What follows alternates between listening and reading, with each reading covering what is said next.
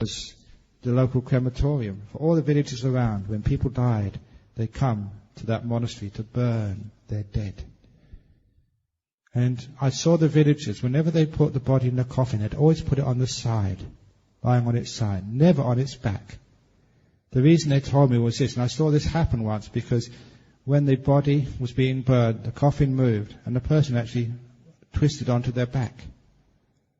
Because when the fire goes on the back, first of all, the muscles contract in a certain way. The person, even though they started on their back, started to sit up. They sat up, and their right arm, started to lift up and point. I never did anything. And if you're superstitious and you saw that, your loved one, your father or your mother, suddenly they sat up and pointed at you, you'd be very upset. But it was a natural phenomena. It wasn't anything sort of magical. No one had done anything wrong. It's just what happens when the bones get, or the muscles get burned. They contract this way, they pull that way. You sit up. That's why I always used to put them on the side. So sometimes it may be just that part of the skull just never got enough heat, that's all. So never take those things as more than they truly are. However, if you really investigate more thoroughly and you find, no, there must be some other explanation. And if there's other things happen as well, then you think, oh, that might be interesting. Who knows, if it's music, it may be Deva music, but you can never be sure unless you check out whether someone had another CD playing at the time. And if you take away all other possibilities, and you know that's a really wonderful person, then maybe, yeah, it could be those things. But be scientific, try and take away all other possibilities first of all. To Ajahn, why can't a person meditate when she can receive energy from the divine? Why can't a person meditate? You can meditate. If it really is Deva energy, but usually Devas don't give you energy, all they can give you is inspiration. In other words, they can give you encouragement. These are Devas. But because you're meditating, you actually go inside. After a while, you get to places where Devas even can't reach. In the jhanas, no Deva can reach you there. You're right inside. In fact, you're higher than Devas when you get into jhanas. That's why they can't reach you. So you can receive energy from the divine, you can receive energy from monks, you can receive energy from the person sitting next to you. If they're really upset and angry, you can feel that. You receive the bad energy from them. If they're having a wonderful meditation, it brings you along as well. You get energy from them. That's why that sometimes it's great meditating together. Because when one person gets a good meditation, it raises you as well. That's why I sit here with you. Actually to raise you, to get you a better meditation than you get otherwise. So this is actually why you can get energy from others. So you can get energy. But it's not the divine. There's many divine people here.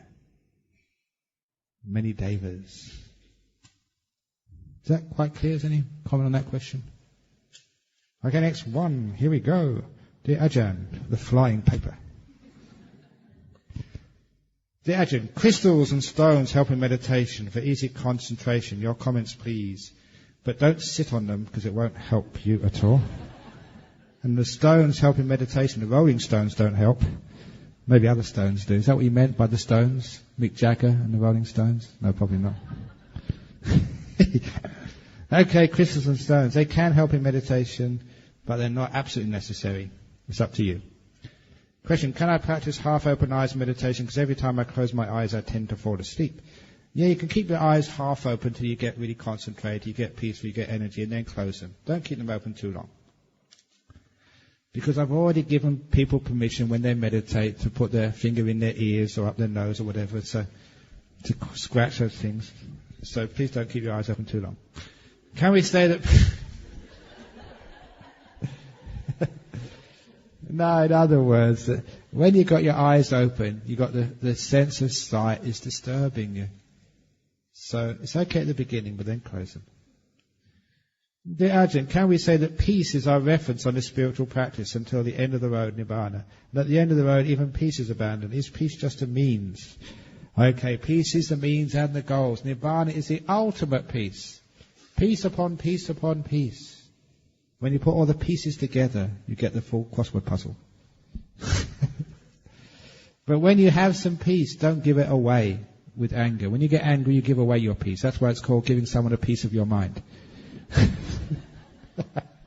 So don't give away any pieces at all. You need every piece of your jigsaw puzzle to see the Dhamma. So make as much peace and pieces as you possibly can. So peace is a reference on the spiritual practice. So is happiness, worldly happiness, but the peaceful, beautiful happiness which is independent of things in the world. Not the happiness of getting what you want, not the happiness of eating, but the happiness of not wanting anything. The happiness of contentment, the happiness of freedom. Have you ever had those times in your life, wherever you are, you just don't want to be anywhere else in the whole world? Times when there's nothing missing at all. You want to be here, and you're just so happy to be here. Even if they gave you $1 million, you wouldn't leave. You're just so happy to be here. Have you had those times? That's called contentment. You want for nothing. You've got everything you ever want in this moment. You don't want to be anywhere else. Isn't that wonderful to have those happy experiences? That's the measure of your knowledge, your wisdom, your freedom. To be so happy just to be here. So peace, yeah. One last question. Here we go. In Mahayana Pure Land, there is so-called Pure Land. This has been described in Amitabha Sutta. However, Theravada does not accept the Sutta. Why? How can we, a layperson, distinguish a Sutta if it was preached by the Buddha? Okay, there's many ways of actually finding whether they're preached by the Buddha or not. One is the language. This is actually how Western scholars, because they were trained on examining the Christian Bible to find out what was original, what was added. And there's one way, which is like the way that language changes over the years. If you look at an old English book, say Charles Dickens, they use very different language than, say, Stephen King or Robert Ludlum. Just look at even Harry Potter. The language is very, very different, than sort of, say, Chaucer, was it Pilgrim's Progress, or Shakespeare. Because language is always changing. A good example of that is the word gay. If you looked at a book in English about 30 years ago or 40 years ago, if you heard a term, the gay bachelor, it would be just someone who's carefree, who's happy. But these days, gay means something completely different. It means a homosexual. And you can tell that by context. So if you see a book where they have gay, and you understand what it means from the context, you can pretty much say when that book was written. In the same way that you can look at suttas of the Buddha, and you can pretty much say when that was written by the language and the ideas in that text. And that's actually how you can actually find out what was later, what was earlier. But it does not matter with the Pure Land. This is the Pure Land, Chempaka Buddhist Lodge. Because if you're pure, you make the land pure. You purify it of all your defilements by keeping your precepts. You purify it of all those defilements inside, like lust and anger, by keeping your mind really peaceful. You purify it of the 5 hindrances by getting samadhi.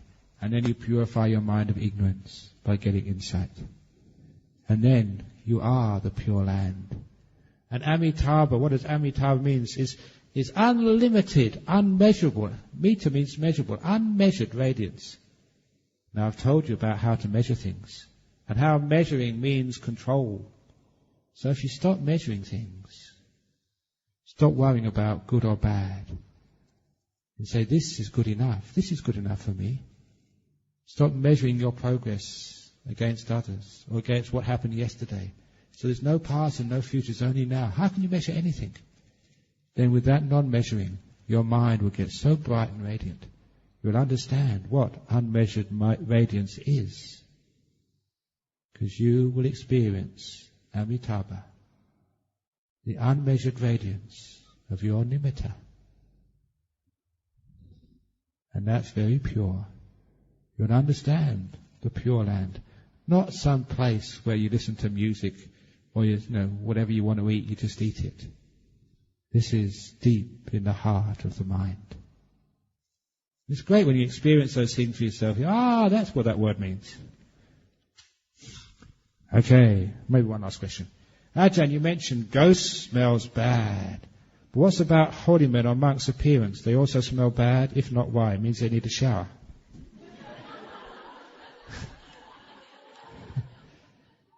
No. They say that people who keep precepts are always fragrant. So for all of those of you who've been keeping the 8 precepts properly in this retreat, you do not need to shower so often. Because you just have fragrance. Isn't that so? If it's not, you haven't been keeping your precepts properly.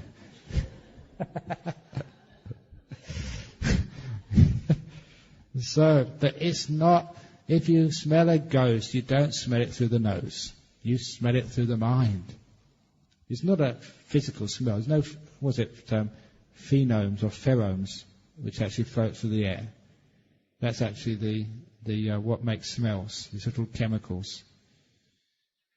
You experience this through the mind.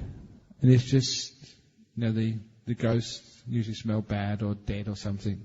And devas always smell just so fragrant. But you're not smelling it through the nose. If you could smell it through the nose, everyone would smell it. You smell it through the mind. Okay, I think that will do for now. As far as smells are concerned and fragrance and beauty, I mentioned with lust that, sometimes you look at beauty, but in Buddhism, the real beauty, the beauty for a practitioner is their virtue. That makes you beautiful.